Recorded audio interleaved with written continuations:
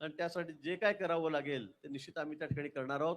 आपण आमच्या विनंतीला मान या ठिकाणी दिला, आपण उपोषण सोडलं त्याबद्दल आपले या ठिकाणी आभार व्यक्त करतो. साहेबांनी सरकारच्या माध्यमातून शेतकऱ्यासाठी काय काय केलं जातं हे सांगितलंच. मी फक्त साहेबांना अजून एक विनंती करतो की आमच्या शेतकऱ्याला जर त्यांच्या पिकाला हमीभाव मिळाला, ते शेतामध्ये कष्ट करून जे काही पिकवतात त्याला जर हमीभाव मिळाला, तर मला असं वाटतं कर्जमाफीची जरूरत नाही. आणि एक छोटासा पण महत्त्वाचा विषय घेतो. काही दिवसांपूर्वी आम्ही सर्व शेतकरी मिळून कांद्याच्या बाबतीत मोठं आंदोलन केलं होतं. मुख्यमंत्री साहेब दिल्लीला गेले, चर्चा केली, त्यात मार्गही निघाला. पण नाफेडकडनं अजूनपर्यंत खरेदी केली जात नाही आणि त्याच्यात जे काही खरेदी मार्केटमध्ये केली जाईल त्याला काही परवानग्या केंद्र सरकारकडनं लागतात. त्याचा आपण लवकरात लवकर पाठपुरावा करून पुढच्या काही दिवसांमध्ये दिल्या. आता 18 रुपये, म्हणजे आम्ही जेव्हा लढाई सुरू केली तेव्हा मार्केट 5 रुपयाला होतं, आता ते 18 रुपयाला गेलेलं आहे. आणि तुम्ही प्रयत्न करून जर नाफेडकडनं खरेदी डायरेक्ट सुरू झाली तर 24च्या पुढे जाईल असं आमची अपेक्षा आहे. आज तीर्थक्षेत्र पंढरपूर इथे गेल्या 3 दिवसापासून महाराष्ट्रातील कष्टकरी शेतकऱ्यांच्या दुःख निवारण करण्यासाठी, पिचलेल्या शेतकऱ्यांची सरसकट कर्जमाफी व्हावी, विनाट कर्जमाफी व्हावी या मागणीसाठी युवा नेते रोहितदादा पवार आणि आम्ही त्यांच्यासोबत 25-26 जण उपोषणाला बसलेलो आहेत. त्याच्यामध्ये महाजन साहेब 5 महिला सुद्धा बसलेल्या आहेत. सगळ्या आमच्या आंदोलकांची भूमिका तुम्ही जे मुद्दा सांगितलाय, आम्ही तुमच्यावर विश्वास ठेवतोय. आपली महाराष्ट्रात ख्याती अशी आहे या सरकारमध्ये की आपण संकटमोचक आहात. त्यामुळे तुम्ही संकटमोचक आहात. हे शेतकऱ्यावरचं संकट आहे, रोहितदादावरचं नाही. हे संकट आपल्या हातून जर हे निवारण होणार असेल तर आम्हाला सर्वांना निश्चितच आनंद आहे. आणि म्हणून मी आपल्याला आंदोलक या नात्याने, उपोषणकर्ता या नात्याने आणि या टीमचा, या सगळ्याचा भाग म्हणून, सगळ्यांचा प्रतिनिधी म्हणून एक विनंती करतो साहेब, हे आंदोलन आम्ही संपवणार नाही, फक्त स्वल्पविराम देणार आहोत. तात्पुरतं स्थगित करतोय. तुम्ही जी मुदत दिली आम्हाला की अधिवेशनाच्या आधी त्याची मीटिंग होईल, माननीय मुख्यमंत्री साहेबांशी आपण फोनवर बोलला आमच्या समक्ष, त्याचाही आम्हाला आनंद झाला. मुख्यमंत्री साहेबांशी बोलून आपण जे आम्हाला शब्द दिलाय की अधिवेशनाच्या आधी त्याची मीटिंग होईल, त्या मीटिंगमध्ये सकारात्मक निर्णय होईल, आमच्या मागण्यांची दखल घेतली जाईल, हे तुम्ही शब्द दिलेत. आम्ही तोपर्यंत, म्हणजे ती मीटिंग होईपर्यंत हे आंदोलन आमचं स्थगित करत आहोत, बंद करत नाही. बरोबर आहे का? त्यामुळं त्याच्या पुढचं जर आंदोलन करायची आम्हाला वेळ आली तर त्याच्यासारखं दुर्दैव नसेल. हा पंढरपूरच्या पांडुरंगाच्या साक्षीनं आपण शब्द दिलेला आहे.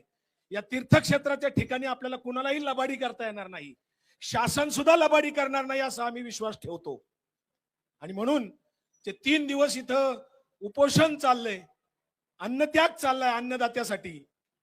रोहितदादांचं कुटुंब कालपासून इथं बसून आहेत. कृषी तज्ञ म्हणून ज्यांची ख्याती आहे राजेंद्रदादा पवार, त्यांचं काम बघण्यासारखं आहे. शेतकऱ्यांसाठी पूर्ण वेळ काम करतात ते इथं बसून आहेत. रोहितदादांच्या आई साहेब सुनंदा वहिनी ह्या सुद्धा पूर्ण वेळ कार्यकर्ते आहेत. बचत गट असतील, महिलांचं सक्षमीकरण असेल, शेतकऱ्यांच्या संदर्भात असेल, खूप काम आहे. केव्हीकच्या माध्यमातून शेतकऱ्यांसाठी प्रदर्शन भरवतात. म्हणजे शेतकऱ्यांच्या उन्नतीसाठी, शेतकऱ्यांच्या जीवनामध्ये काही ना काही बदल व्हावा म्हणून आदरणीय शरद पवार साहेबांच्या मार्गदर्शनाखाली हे कुटुंब कायम काम करते. त्याला 50-55 वर्ष झाली. काही जण लोक म्हणले, मी 2 मिनिटं वेळ घेतो साहेब, नाईलाज आहे, राहत नाही, मनातल्या भावना बोलल्या पाहिजे तुमच्या साक्षीनं.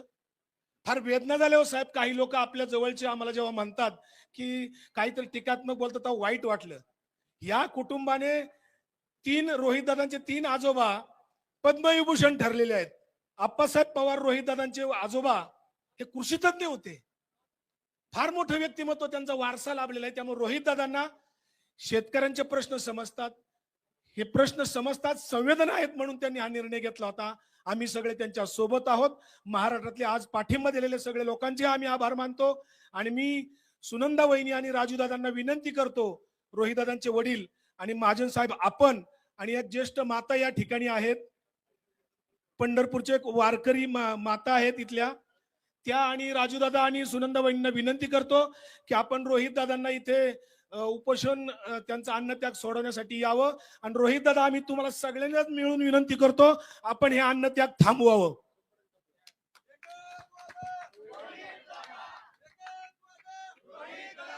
मला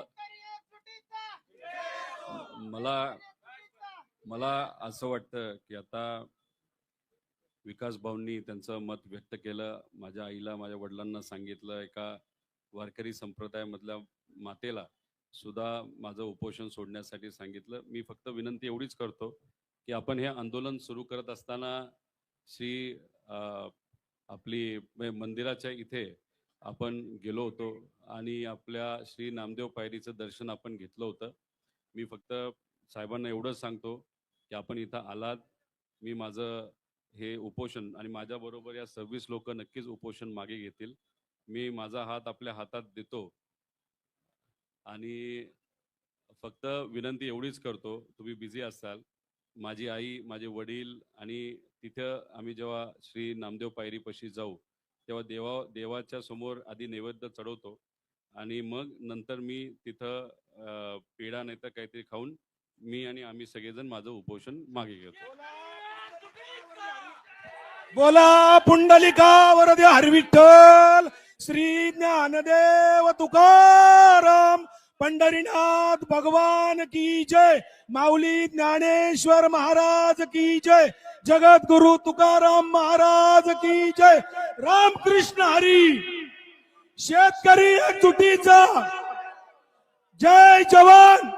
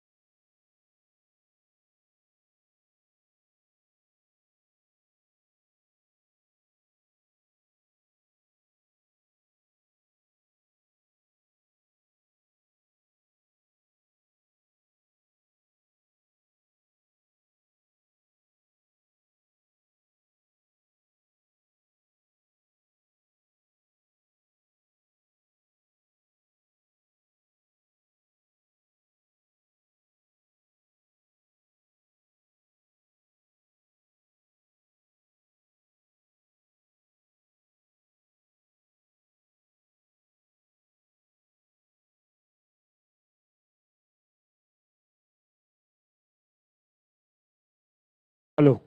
व्यासपीठाच्या समोर रोहित दादा आणि त्यांच्या सोबत असलेले आंदोलनकर्ते उभे राहतील. बाकी सर्वांना विनंती महागया. हे दादा, हे इम्रान.